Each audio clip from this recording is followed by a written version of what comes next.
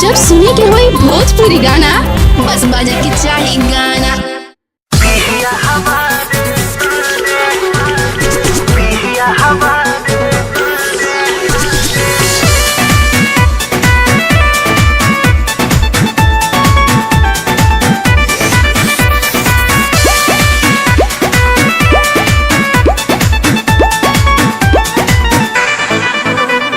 सास गईली नहीं हर रहो तोरे ससुर जी दुआरे।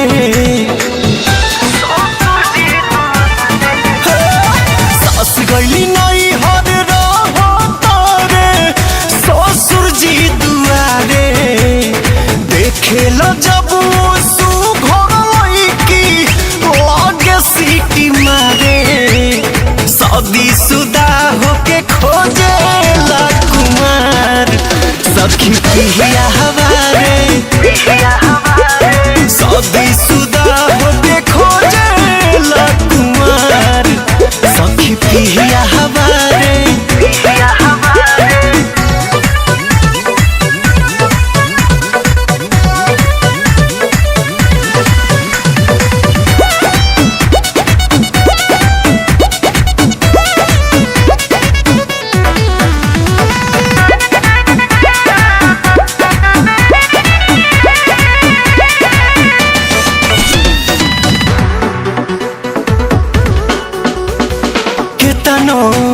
गरियाई कोनो असर नहीं बावे।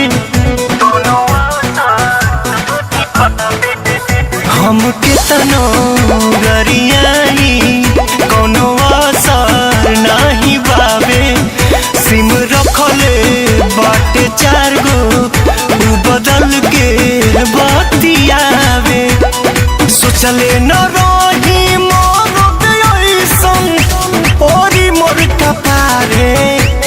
शादी शुदा होके खोजे कुमार। सखी पिया हमारे शादी शुदा होके खोजे कुमार। सखी पिया हमारे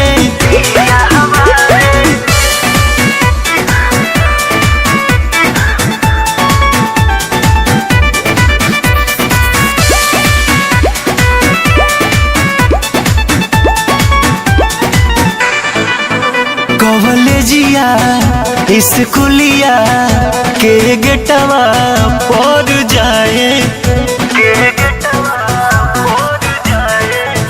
कॉलेजिया स्कूलिया के गेटवा पर जाए।